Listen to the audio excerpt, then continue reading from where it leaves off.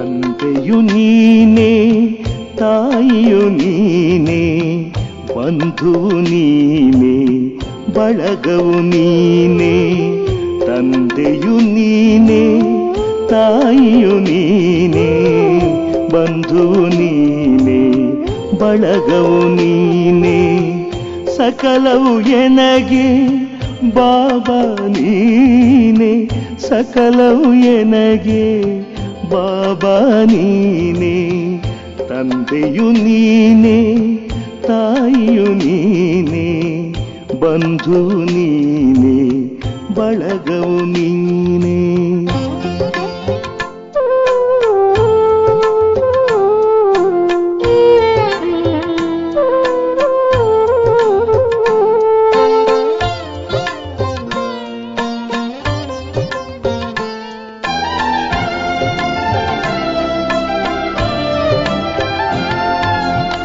ಸಿರಿಯು ನೀನೇ, ಸಂಪದ ನೀನೇ, ಹಿರಿಮೆ ನೀನೇ, ಗರಿಮೆ ನೀನೇ.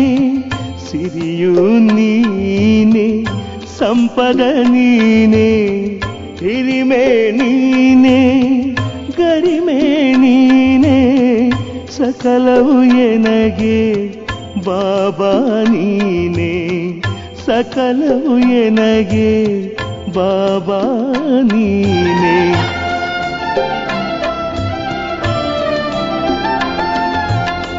ಜ್ಞಾನವು ನೀನೇ, ಮೌನವು ನೀನೇ, ಜ್ಞಾನವು ನೀನೇ, ಮೌನವು ನೀನೇ. ಜ್ಯೋತಿಯು ನೀನೇ, ಬೆಳಕು ನೀನೇ, ಸಕಲವು ಎನಗೆ ಬಾಬಾ ನೀನೇ. ಜ್ಯೋತಿಯು ನೀನೇ, ಬೆಳಕು ನೀನೇ, ಸಕಲವು ಎನಗೆ ಬಾಬಾ ನೀನೇ.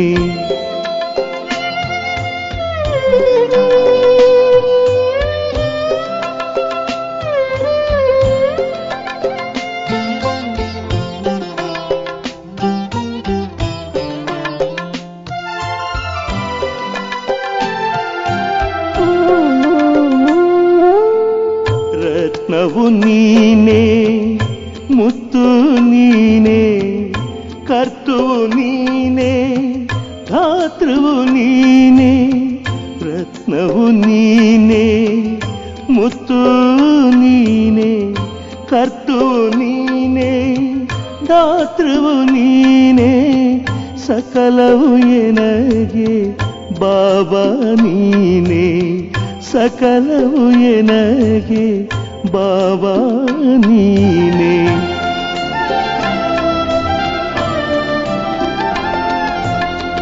ಕಂದನು ನಾನು, ತಂದೆಯು ನೀನೇ, ಕಂದನು ನಾನು, ತಂದೆಯು ನೀನೇ. ಅಂಧನು ನಾನು, ಬಂಧನ ಬಿಡಿಸುವ ಗುರುವು ನೀನೇ, ವರವು ನೀನೇ.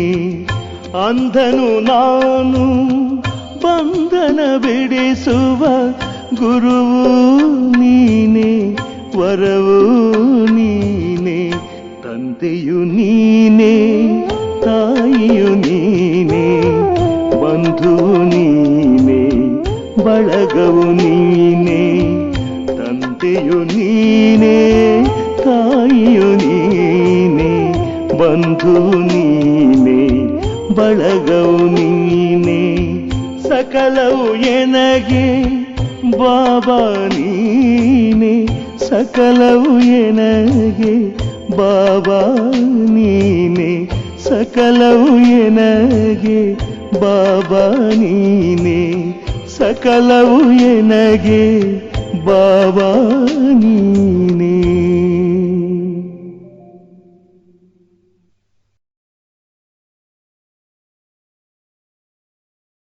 ಓಂ ಶಾಂತಿ. ಇಂದಿನ ದಿನಾಂಕ 24/3/2025. ಪ್ರಾರ್ಥ ಮುರುಳಿ ಬಾಪ್ತಾದ ಮಧುಬನ. ಮಧುರ ಮಕ್ಕಳೇ, ಈ ಜ್ಞಾನವು ನಿಮ್ಮನ್ನು ಶೀತಲರನ್ನಾಗಿ ಮಾಡುತ್ತದೆ. ಈ ಜ್ಞಾನದಿಂದ ಕಾಮ ಕ್ರೋಧದ ಅಗ್ನಿಯು ಸಮಾಪ್ತಿಯಾಗುತ್ತದೆ. ಆ ಅಗ್ನಿಯು ಭಕ್ತಿಯಿಂದ ಸಮಾಪ್ತಿಯಾಗುವುದಿಲ್ಲ. ಪ್ರಶ್ನೆ: ನೆನಪಿನಲ್ಲಿ ಮುಖ್ಯವಾದ ಪರಿಶ್ರಮವು ಯಾವುದಾಗಿದೆ? ಉತ್ತರ: ತಂದೆಯ ನೆನಪಿನಲ್ಲಿ ಕುಳಿತುಕೊಂಡಾಗ ದೇಹವೂ ಸಹ ನೆನಪಿಗೆ ಬರಬಾರದು. ಆತ್ಮ ಅಭಿಮಾನಿಯಾಗಿ ತಂದೆಯನ್ನು ನೆನಪು ಮಾಡಿ. ಇದೇ ಪರಿಶ್ರಮವಾಗಿದೆ. ಇದರಲ್ಲಿಯೇ ವಿಘ್ನಗಳು ಬರುತ್ತವೆ, ಏಕೆಂದರೆ ಅರ್ಧಕಲ್ಪ ದೇಹಾಭಿಮಾನಿಯಾಗಿದ್ದೀರಿ. ಭಕ್ತಿ ಎಂದರೇನೆ ದೇಹದ ನೆನಪು. ಓಂ ಶಾಂತಿ.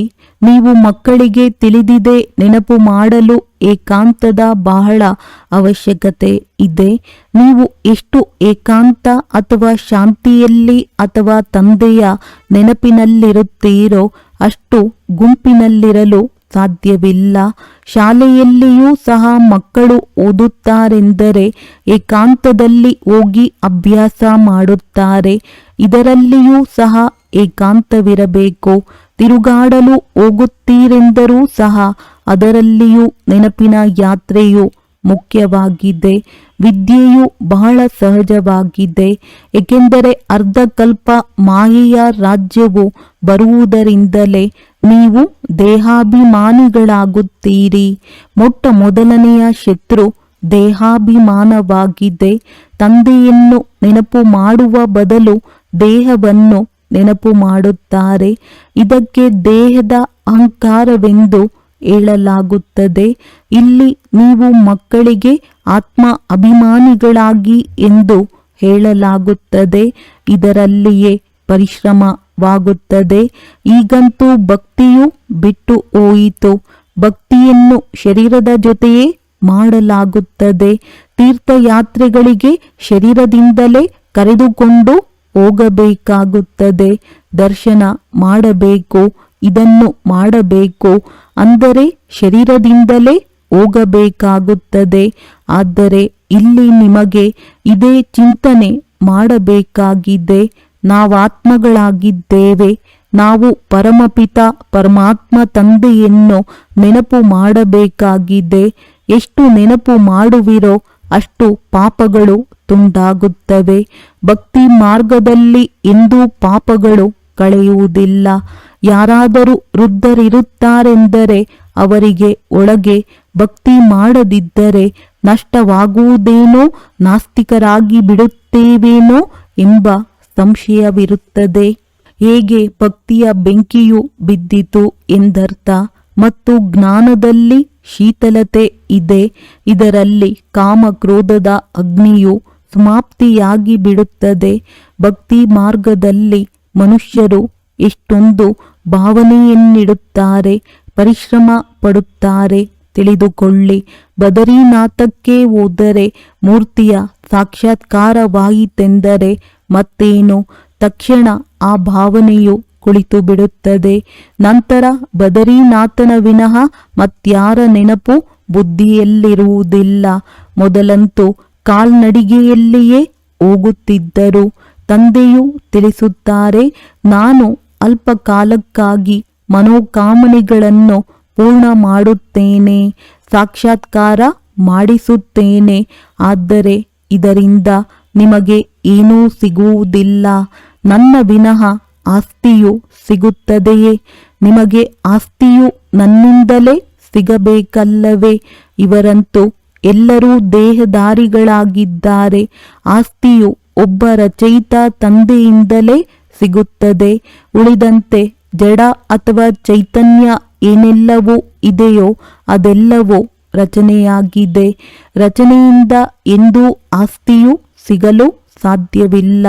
ಪತಿತ ಪಾವನನು ಒಬ್ಬರೇ ತಂದೆಯಾಗಿದ್ದಾರೆ. ಕುಮಾರಿಯರಂತೂ ಸಂಘದೋಷದಿಂದ ತಮ್ಮನ್ನು ಬಹಳ ರಕ್ಷಿಸಿಕೊಳ್ಳಬೇಕಾಗಿದೆ. ತಂದೆಯು ತಿಳಿಸುತ್ತಾರೆ, ಈ ಪತಿತತನದಿಂದ ನೀವು ಆದಿ ಮಧ್ಯ ಅಂತ್ಯ ದುಃಖವನ್ನು ಪಡೆಯುತ್ತೀರಿ. ಈಗ ಎಲ್ಲರೂ ಪತಿತರಾಗಿದ್ದಾರೆ. ನೀವೀಗ ಪಾವನರಾಗಬೇಕಾಗಿದೆ. ನಿರಾಕಾರ ತಂದೆಯೇ ಬಂದು ನಿಮಗೆ ಓದಿಸುತ್ತಾರೆ. ನಮಗೆ ಬ್ರಹ್ಮರವರು ಓದಿಸುತ್ತಾರೆಂದು ಎಂದಿಗೂ ತಿಳಿಯಬೇಡಿ. ಎಲ್ಲರ ಬುದ್ಧಿಯು ಶಿವ ತಂದೆಯ ಕಡೆಯೇ ಇರಬೇಕು. ಶಿವ ತಂದೆಯೇ ಇವರ ಮೂಲಕ ಓದಿಸುತ್ತಾರೆ. ನೀವು ದಾದಿಯರಿಗೂ ಸಹ ಓದಿಸುವವರು ಶಿವ ತಂದೆಯಾಗಿದ್ದಾರೆ. ಅವರ ಖಾತರಿಯನ್ನೇನು ಮಾಡುತ್ತೀರಿ? ನೀವು ಶಿವ ತಂದೆಗಾಗಿ ಮಾವು ದ್ರಾಕ್ಷಿಯನ್ನು ತೆಗೆದುಕೊಂಡು ಬರುತ್ತೀರಿ. ಶಿವ ತಂದೆಯು ಹೇಳುತ್ತಾರೆ, ನಾನಂತೂ ಅಭೋಕ್ತನಾಗಿದ್ದೇನೆ. ಇದೆಲ್ಲವೂ ನೀವು ಮಕ್ಕಳಿಗಾಗಿಯೇ. ಭಕ್ತರು ನೈವೇದ್ಯವನ್ನಿಟ್ಟು ನಂತರ ಅವರೇ ಹಂಚಿ ತಿನ್ನುತ್ತಾರೆ. ನಾನು ತಿನ್ನುತ್ತೇನೆಯೇ? ನಾನು ನೀವು ಮಕ್ಕಳಿಗೆ ಓದಿಸಿ ಪಾವನರನ್ನಾಗಿ ಮಾಡಲು ಬರುತ್ತೇನೆ. ಪಾವನರಾಗಿ ನೀವು ಇಷ್ಟು ಶ್ರೇಷ್ಠ ಪದವಿಯನ್ನು ಪಡೆಯುತ್ತೀರಿ. ನನ್ನ ಕರ್ತವ್ಯವೇ ಇದಾಗಿದೆ. ಶಿವ ಭಗವಾನುವಾಚ ವೆಂದು ಹೇಳುತ್ತಾರೆ. ಬ್ರಹ್ಮ ಭಗವಾನುವಾಚ ಎಂದು ಹೇಳುವುದಿಲ್ಲ, ಬ್ರಹ್ಮವಾಚವೆಂದು ಹೇಳುವುದಿಲ್ಲ. ಈ ಬ್ರಹ್ಮರವರೂ ಸಹ ಮುರುಳಿಯನ್ನು ನುಡಿಸುತ್ತಾರೆ. ಆದರೆ ಯಾವಾಗಲೂ ನಮಗೆ ಶಿವ ತಂದೆಯು ತಿಳಿಸುತ್ತಾರೆಂದೇ ತಿಳಿಯಿರಿ. ಯಾವ ಮಕ್ಕಳಿಗಾದರೂ ಒಳ್ಳೆಯ ಬಾಣ ಹಾಕುವುದಿದ್ದರೆ ನಾನೇ ಅವರಲ್ಲಿ ಪ್ರವೇಶ ಮಾಡುತ್ತೇನೆ. ಜ್ಞಾನದ ಬಾಣವು ತೀಕ್ಷ್ಣವಾಗಿದೆ. ಗಾಯನವಿದೆಯಲ್ಲವೇ? ವಿಜ್ಞಾನದಲ್ಲಿಯೂ ಎಷ್ಟೊಂದು ಶಕ್ತಿ ಇದೆ. ಬಾಂಬು ಇತ್ಯಾದಿಗಳ ಎಷ್ಟೊಂದು ಸ್ಫೋಟವಾಗುತ್ತದೆ. ಆದರೆ ನೀವು ಎಷ್ಟೊಂದು ಶಾಂತಿಯಲ್ಲಿರುತ್ತೀರಿ. ಸೈನ್ಸ್ನ ಮೇಲೆ ಸೈಲೆನ್ಸ್ ವಿಜಯ ಪಡೆಯುತ್ತದೆ. ನೀವು ಈ ಸೃಷ್ಟಿಯನ್ನು ಪಾವನ ಮಾಡುತ್ತೀರಿ. ಅಂದ ಮೇಲೆ ಮೊದಲು ತಮ್ಮನ್ನು ಪಾವನ ಮಾಡಿಕೊಳ್ಳಬೇಕಾಗಿದೆ. ನಾಟಕದನುಸಾರ ಪಾವನರಾಗಲೇಬೇಕಾಗಿದೆ. ಆದ್ದರಿಂದ ವಿನಾಶವು ನಿಗದಿಯಾಗಿದೆ. ನಾಟಕವನ್ನು ಅರಿತುಕೊಂಡು ಬಹಳ ಹರ್ಷಿತರಾಗಿರಬೇಕು. ಈಗ ನೀವು ಶಾಂತಿಧಾಮಕ್ಕೆ ಹೋಗಬೇಕಾಗಿದೆ. ತಂದೆಯು ತಿಳಿಸುತ್ತಾರೆ, ಅದು ನಿಮ್ಮ ಮನೆಯಾಗಿದೆ. ಅಂದ ಮೇಲೆ ಮನೆಗೆ ಖುಷಿಯಿಂದ ಹೋಗಬೇಕಲ್ಲವೇ? ಇದರಲ್ಲಿ ದೇಹಿ ಅಭಿಮಾನಿಯಾಗುವ ಬಹಳ ಪರಿಶ್ರಮ ಪಡಬೇಕಾಗಿದೆ. ಈ ನೆನಪಿನ ಯಾತ್ರೆಗಾಗಿಯೇ ತಂದೆಯು ಬಹಳ ಒತ್ತು ಕೊಟ್ಟು ಹೇಳುತ್ತಾರೆ. ಇದರಲ್ಲಿಯೇ ಪರಿಶ್ರಮವಿದೆ. ತಂದೆಯು ಪ್ರಶ್ನಿಸುತ್ತಾರೆ, ನಡೆಯುತ್ತಾ ತಿರುಗಾಡುತ್ತಾ ನೆನಪು ಮಾಡುವುದು ಸಹಜವೋ ಅಥವಾ ಒಂದು ಸ್ಥಾನದಲ್ಲಿ ಕುಳಿತು ನೆನಪು ಮಾಡುವುದು ಸಹಜವೋ? ಭಕ್ತಿ ಮಾರ್ಗದಲ್ಲಿ ಎಷ್ಟೊಂದು ಮಾಲೆಯನ್ನು ಜಪಿಸುತ್ತಾರೆ. ರಾಮ ರಾಮ ಎಂದು ಜಪಿಸುತ್ತಿರುತ್ತಾರೆ. ಲಾಭವೇನೂ ಇಲ್ಲ. ತಂದೆಯು ನೀವು ಮಕ್ಕಳಿಗೆ ಬಹಳ ಸಹಜ ಯುಕ್ತಿಯನ್ನು ತಿಳಿಸುತ್ತಾರೆ. ಭೋಜನ ಮಾಡಿ, ಏನಾದರೂ ಮಾಡಿ, ಎಲ್ಲವನ್ನೂ ಮಾಡುತ್ತಾ ತಂದೆಯನ್ನು ನೆನಪು ಮಾಡಿ. ಭಕ್ತಿ ಮಾರ್ಗದಲ್ಲಿ ಶ್ರೀನಾಥ ದ್ವಾರದಲ್ಲಿ ನೈವೇದ್ಯ ಮಾಡುತ್ತಾರೆ. ಬಾಯಿಗೆ ಪಟ್ಟಿಯನ್ನು ಕಟ್ಟಿಕೊಳ್ಳುತ್ತಾರೆ. ಒಂದು ಸ್ವಲ್ಪವೂ ಶಬ್ದ ಮಾತು ಮಾಡುವುದಿಲ್ಲ. ಅದು ಭಕ್ತಿ ಮಾರ್ಗವಾಗಿದೆ. ನೀವಂತೂ ಇಲ್ಲಿ ತಂದೆಯನ್ನು ನೆನಪು ಮಾಡಬೇಕಾಗಿದೆ. ಅವರಂತೂ ಇಷ್ಟೊಂದು ನೈವೇದ್ಯವನ್ನು ತಯಾರು ಮಾಡುತ್ತಾರೆ. ಆದರೂ ಸಹ ಆ ಮೂರ್ತಿಯೇನೋ ತಿನ್ನುವುದಿಲ್ಲ. ಅಲ್ಲಿರುವ ಮಾರ್ಗದರ್ಶಕರ ಕುಟುಂಬದವರು ಅದನ್ನು ತಿನ್ನುತ್ತಾರೆ. ನಿಮಗಿಲ್ಲಿ ಅರ್ಥವಾಗಿದೆ. ನಮಗೆ ಶಿವ ತಂದೆಯೇ ಓದಿಸುತ್ತಾರೆ. ಭಕ್ತಿಯಲ್ಲಿ ನಮಗೆ ಶಿವ ತಂದೆಯು ಓದಿಸುತ್ತಾರೆಂದು ತಿಳಿಯುವುದಿಲ್ಲ. ಬಲೆ ಶಿವಪುರಾಣವನ್ನು ರಚಿಸಿದ್ದಾರೆ. ಆದರೆ ಅದರಲ್ಲಿ ಶಿವ ಪಾರ್ವತಿ, ಶಿವಶಂಕರ ಎಲ್ಲರನ್ನೂ ಸೇರಿಸಿ ಬಿಟ್ಟಿದ್ದಾರೆ. ಅದನ್ನು ಓದುವುದರಿಂದ ಏನೂ ಲಾಭವಾಗುವುದಿಲ್ಲ. ಪ್ರತಿಯೊಬ್ಬರೂ ತಮ್ಮ ಶಾಸ್ತ್ರವನ್ನು ಓದಬೇಕು. ಭಾರತವಾಸಿಗಳದ್ದು ಒಂದು ಗೀತೆಯಾಗಿದೆ. ಕ್ರಿಶ್ಚಿಯನ್ನರದ್ದು ಒಂದೇ ಬೈಬಲ್ ಆಗಿರುತ್ತದೆ. ಹಾಗೆಯೇ ದೇವಿ ದೇವತಾ ಧರ್ಮದ ಶಾಸ್ತ್ರವು ಗೀತೆಯಾಗಿದೆ. ಅದರಲ್ಲಿಯೇ ಜ್ಞಾನವಿದೆ. ಜ್ಞಾನವನ್ನು ಓದಲಾಗುತ್ತದೆ. ನೀವು ಜ್ಞಾನವನ್ನು ಓದಬೇಕಾಗಿದೆ. ಯಾವ ಗ್ರಂಥಗಳಲ್ಲಿ ಯುದ್ಧ ಮೊದಲಾದ ಮಾತುಗಳಿವೆಯೋ ಅದರೊಂದಿಗೆ ನಿಮಗೆ ಯಾವುದೇ ಕೆಲಸವಿಲ್ಲ. ನಾವು ಯೋಗ ಬಲ್ಲದವರು ಬಾಹುಬಲದವರ ಕಥೆಗಳನ್ನು ಕೇಳುವುದಾದರೂ ಏಕೆ? ವಾಸ್ತವದಲ್ಲಿ ನಿಮ್ಮದ್ದು ಯಾವುದೇ ಯುದ್ಧವಿಲ್ಲ. ಯೋಗ ಬಲದಿಂದ ಪಂಚವಿಕಾರಗಳ ಮೇಲೆ ವಿಜಯ ಗಳಿಸುತ್ತೀರಿ. ನಿಮ್ಮ ಯುದ್ಧವು ಪಂಚವಿಕಾರಗಳೊಂದಿಗೆ ಇದೆ. ಅಲ್ಲಂತೂ ಮನುಷ್ಯರೊಂದಿಗೆ ಒಡೆದಾಡುತ್ತಾರೆ. ನೀವು ನಿಮ್ಮ ವಿಕಾರಗಳೊಂದಿಗೆ ಯುದ್ಧ ಮಾಡುತ್ತೀರಿ. ಈ ಮಾತುಗಳನ್ನು ಸನ್ಯಾಸಿ ಮೊದಲಾದವರು ತಿಳಿಸಲು ಸಾಧ್ಯವಿಲ್ಲ. ನಿಮಗೆ ಯಾವುದೇ ಡ್ರಿಲ್ ಮುಂತಾದವು ಯಾವುದನ್ನು ಕಲಿಸಲಾಗುವುದಿಲ್ಲ. ನಿಮ್ಮ ಡ್ರಿಲ್ ಒಬ್ಬರೊಂದಿಗಿದೆ. ನಿಮ್ಮದ್ದು ಯೋಗ ಬಲವೇ ಆಗಿದೆ. ನೆನಪಿನ ಬಲದಿಂದ ಪಂಚವಿಕಾರಗಳ ಮೇಲೆ ವಿಜಯ ಪಡೆಯುತ್ತೀರಿ. ಈ ಪಂಚವಿಕಾರಗಳು ಶತ್ರುವಾಗಿದೆ. ಅದರಲ್ಲಿ ಮೊದಲನೆಯದು ದೇಹಾಭಿಮಾನವಾಗಿದೆ. ತಂದೆಯು ತಿಳಿಸುತ್ತಾರೆ, ನೀವಂತೂ ಆತ್ಮರಾಗಿದ್ದೀರಲ್ಲವೇ? ನೀವಾತ್ಮಗಳು ಬಂದು ಗರ್ಭದಲ್ಲಿ ಪ್ರವೇಶ ಮಾಡುತ್ತೀರಿ. ನಾನು ಈ ಶರೀರದಲ್ಲಿ ವಿರಾಜಮಾನನಾಗಿದ್ದೇನೆ. ನಾನು ಗರ್ಭದಲ್ಲಿ ಬರುವುದಿಲ್ಲ. ಸತ್ಯಯುಗದಲ್ಲಿ ನೀವು ಗರ್ಭ ಮೆಹಲಿನಲ್ಲಿರುತ್ತೀರಿ. ನಂತರ ರಾವಣ ರಾಜ್ಯದಲ್ಲಿ ಗರ್ಭ ಜೈಲಿನಲ್ಲಿ ಹೋಗುತ್ತೀರಿ. ನಾನಂತೂ ಕೇವಲ ಪ್ರವೇಶ ಮಾಡುತ್ತೇನೆ. ಇದಕ್ಕೆ ದಿವ್ಯ ಜನ್ಮವೆಂದು ಹೇಳಲಾಗುತ್ತದೆ. ನಾಟಕದನುಸಾರ ನಾನು ಇವರಲ್ಲಿ ಬರಬೇಕಾಗುತ್ತದೆ.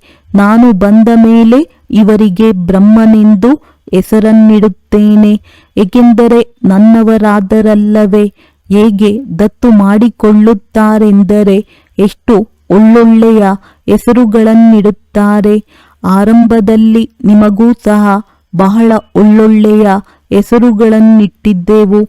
ಸಂದೇಶಿಯ ಮೂಲಕ ಬಹಳ ವಿಚಿತ್ರವಾದ ಹೆಸರುಗಳು, ಉದ್ದವಾದ ಪಟ್ಟಿಯೇ ಬಂದಿತು. ತಂದೆಗೆ ಎಲ್ಲ ಹೆಸರುಗಳು ನೆನಪಿಲ್ಲ. ಹೆಸರಿನೊಂದಿಗೆ ಯಾವುದೇ ಕೆಲಸವಿಲ್ಲ. ಶರೀರದ ಮೇಲೆ ಹೆಸರನ್ನಿಡಲಾಗುತ್ತದೆ ಎಲ್ಲವೇ? ಈಗ ತಂದೆಯು ತಿಳಿಸುತ್ತಾರೆ, ತಮ್ಮನ್ನು ಆತ್ಮನೆಂದು ತಿಳಿಯಿರಿ.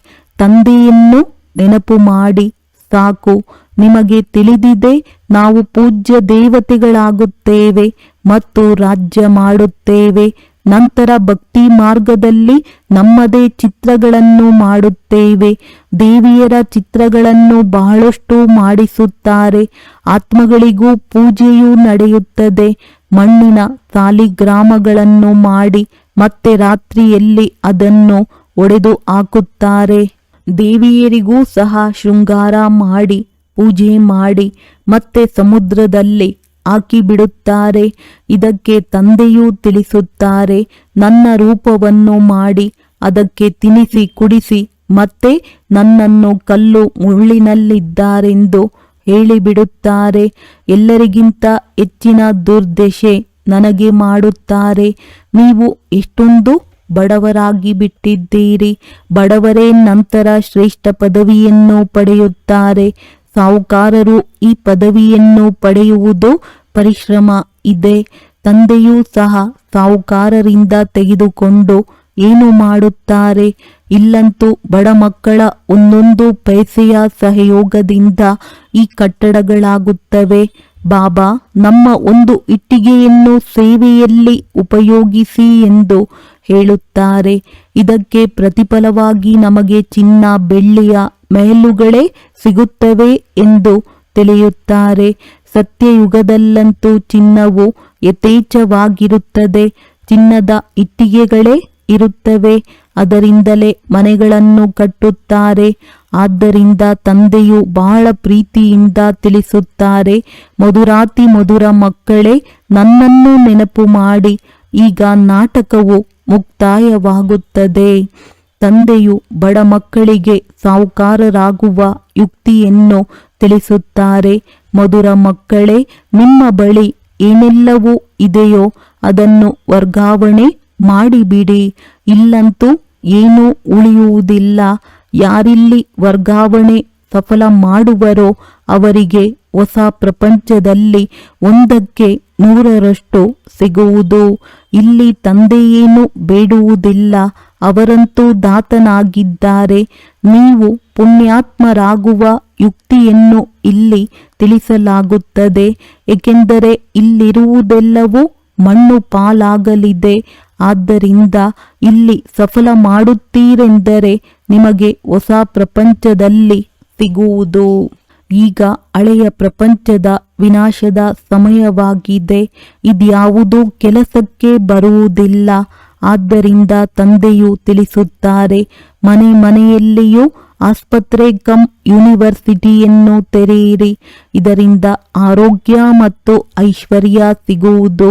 ಇದೇ ಮುಖ್ಯವಾಗಿದೆ. ಒಳ್ಳೆಯದು.